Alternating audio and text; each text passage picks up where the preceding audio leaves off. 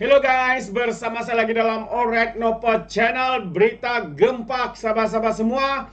Kenyataan terkini ISPRM yaitu Azam Baki berkaitan dengan siasatan terhadap Mahathir Mohamad. Adakah Mahathir ini akan ditahan? Adakah siasatan akan diteruskan? Bagaimana dengan siasatan? Ya, perkara ini yang menarik untuk saya kongsikan bersama dengan Anda. Dan perkara yang kedua adalah seorang Menteri Kerajaan Perpaduan akan disiasat oleh ISPRM kerana adanya laporan yang dibuat. Jadi apakah siasatan itu dan benarkah siasatan ataupun tuduhan itu seperti mana yang didakwa oleh individu yang membuat laporan itu. Jadi sahabat semua, menarik untuk saya kongsikan bersama dengan Anda. Yang pertama, tapi sebelum itu jangan lupa juga untuk terus support Alright Nopo Channel dengan cara tekan butang subscribe, like, dan share. Sembari kita ikuti berita gempa hari ini. ISPRM belum lagi berhasrat tahan Dr. Mahathir Mohamad, kata Azam Baki. Itu antara kenyataan daripada Pesuruhjaya ISPRM, yaitu Azam Baki. Jadi kalau kita lihat kenyataan media hari ini, yang saya petik daripada Malaysia Kini menyatakan bahwa Ketua Pesuruhjaya ISPRM Azam Baki berkata, pihaknya tidak lagi berhasrat untuk menahan Mahathir Mohamad berhubung isu pengisytiharan harta. Katanya ini kerana siasatan terhadap bekas Perdana Menteri itu masih lagi berjalan. Jadi maksudnya sahabat semua, siasatan sedang berjalan dan belum habis ya penyiasatan. Mengambil masa yang lama sebab kekayaan, mungkin ada kekayaan yang disembunyikan di luar sana, lagipun yang mengambil masa yang begitu lama. Jadi Azam Baki berkata, itu bahagian penahanan katanya tidak ada lagi, kita tak ada hasrat untuk menahan beliau. Siasatan masih juga terus dijalankan. Katanya ketika ditemui pemberita selepas peluncuran strategi pembentarasan rasuah nasional 2024-2028 di Putrajaya hari ini.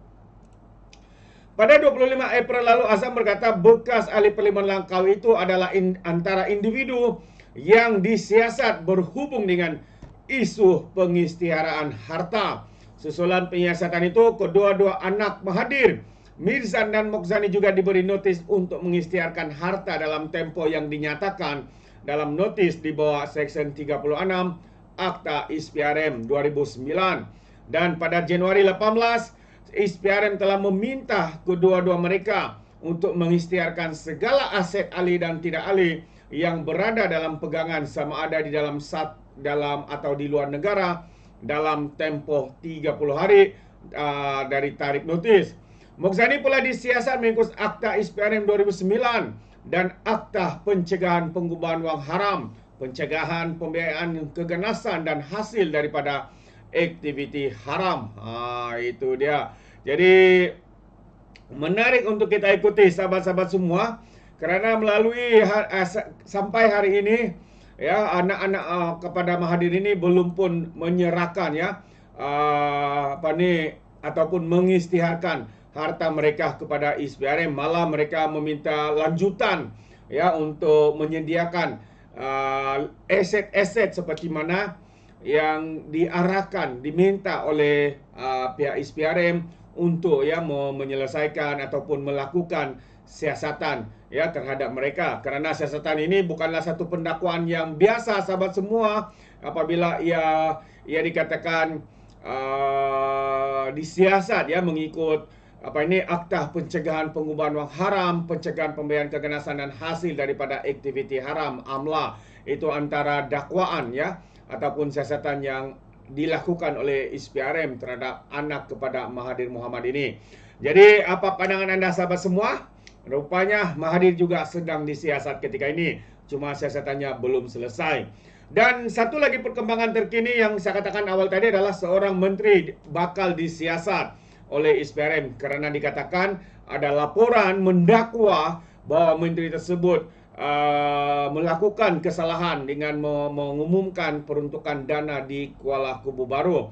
Jadi ISPRM siasat tindakan ngakoming umum peruntukan dana di KKB. Jadi ini menunjukkan sahabat semua bahwa ISPRM tidak memilih bulu. apapun laporan yang dibuat, siasatan akan dijalankan. Dan ini sebenarnya baguslah untuk menunjukkan adakah benar dakwaan yang dibuat oleh individu ini ataupun kumpulan pembangkang terhadap Ngah Koming ini, Menteri Ngah Koming.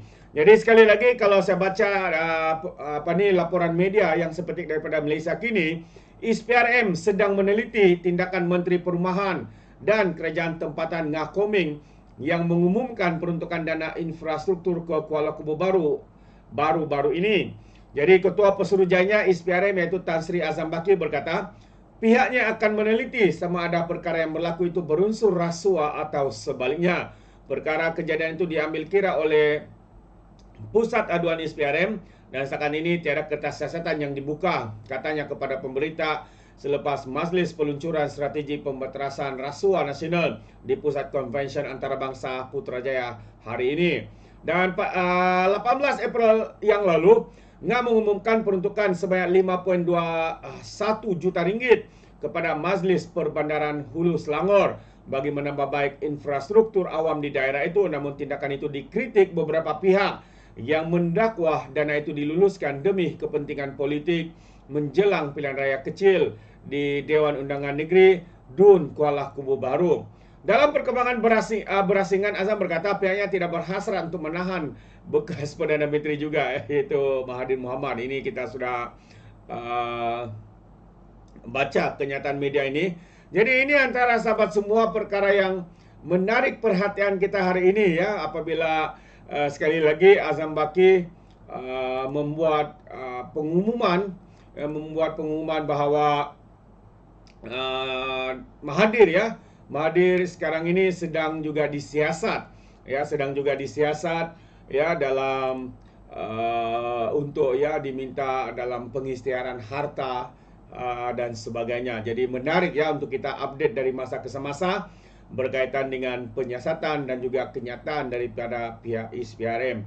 Dan yang terakhir saya ingin kongsikan sahabat semua, apabila sekali lagi ISPRM membuat kenyataan katanya Malaysia rugi sebanyak RM277 bilion dalam tempoh 5 tahun akibat rasuah.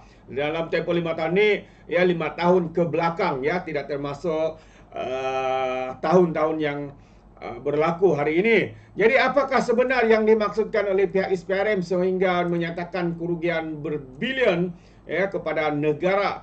Jadi melalui pendedahan daripada ISPRM ini, negara mengalami kerugian sebanyak 277 bilion ringgit akibat jenayah rasuah dalam tempoh 5 tahun lepas. Ketua Pesuruhjaya ISPRM Tan Sri Azam Baki berkata, kerugian itu berdasarkan anggaran kumulatif keluaran dalam negara kasar bagi tempoh 5 tahun, iaitu dari 2018 hingga tahun lepas. Angka yang cukup besar sewajarnya boleh dimanfaat untuk membantu rakyat dalam pelbagai aspek, terutamanya pelaksanaan projek sosial seperti baik pulih hospital dan sekolah. Malangnya katanya nilai ini tiris akibat jenayah rasuah, katanya ketika berucap pada satu konvensyen hari ini.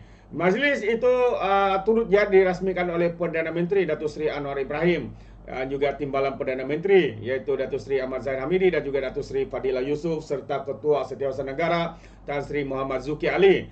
Justru Azam berkata bagi memastikan strategi pembatasan rasuah memberi impak, penggubalan NACS dilaksanakan dengan menggunakan pelbagai pendekatan metodologi bagi mengenal pasti bidang yang terdedah kepada risiko terkini rasuah dalam negara. Beliau berkata NACS menggariskan strategi penting dengan memberi penumpuan kepada peningkatan integriti, ketelusan dan kebertanggungjawaban merentasi pelbagai sektor di Malaysia termasuklah politik, pentadbiran awam, perolehan kerajaan, penguatkuasaan undang-undang, institusi perundangan dan juga kehakiman, termasuk juga sektor swasta serta orang ramai. Ia menggabungkan 5 strategi dan 60 substrategi untuk dilaksanakan dalam tempoh 5 tahun bermula tahun ini hingga tahun 2028. Jadi diharapkan katanya pelaksanaan NACS ini menjadi pemangkin kepada usaha untuk memperkukuhkan tata kelola baik negara bagi mencegah dan memerangi rasuah supaya agenda pembangunan negara ke arah Malaysia yang berintegriti dan bebas rasuah dapat terlaksana, katanya.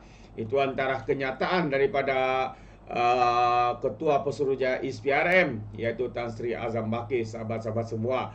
Jadi agak mengejutkan, dan kerana itulah hari ini ya Perdana Menteri kita Datuk Seri Anwar Ibrahim menegaskan supaya rasuah ini harus dibenteras segera. Jadi jika tidak, ia akan merugikan negara dengan ketirisan ya seperti mana yang kita